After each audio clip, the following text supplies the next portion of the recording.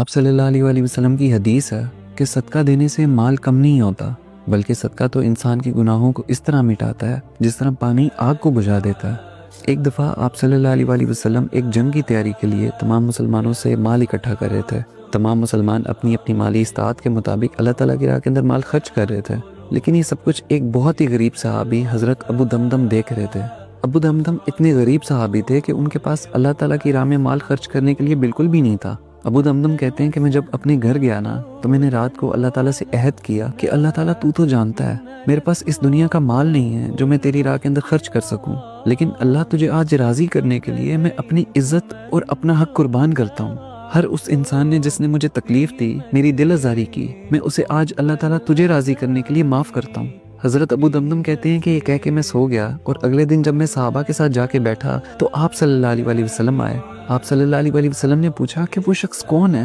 جس نے رات کو اپنے اور اللہ کے درمیان میں وعدہ کیا ہے، اپنے اور اللہ کے درمیان میں ایک صدقہ کیا ہے؟ تو تمام صحابہ ایک دوسرے کی طرف دیکھنے لگ پڑے کہ وہ شخص کون ہے جس نے رات کی تنہائی کے اندر اللہ کے ساتھ کوئی صدقہ کیا ہے۔ آپ صلی اللہ علیہ وسلم نے دوسری دفعہ پوچھا کہ وہ شخص کون ہے جس نے کل اللہ کو راضی کرنے کے لیے صدقے میں اپنی عزت اور اپنا حق اللہ پر قربان کر دیا ہے؟ حضرت ابو دمدم کہتے ہیں کہ میں نے بڑی شرمندگی سے اپنا ہاتھ کھڑا کیا اور میں نے کہا کہ رسول اللہ وہ شخص میں ہوں۔ حضرت ابو دمدم کہتے ہیں کہ جب میں نے شرمندگی سے اپنا سر اٹھایا تو میں نے دیکھا کہ آپ صلی اللہ علیہ وسلم مسکرا رہے تھے، اور انہوں نے مجھے کہا کہ ابو دمدم خدا کی قسم، مجھے میرے اللہ کی قسم، اللہ نے تیرا صدقہ قبول کر لیا۔ اور آپ صلی اللہ علیہ وسلم کو حضرت ابو دمدم کا یہ صدقہ اتنا پسند آیا کہ جب کبھی بھی صحابہ کی آپس میں کوئی بحث ہوتی تو آپ صلی اللہ علیہ وسلم ان سے کہا کرتے تھے کہ تم لوگ ابو دمدم کی طرح کیوں نہیں بن سکتے؟ تم لوگ ابو دمدم کی طرح اللہ تعالیٰ کو راضی کرنے کے لیے ایک دوسرے کو معاف کیوں نہیں کرتے؟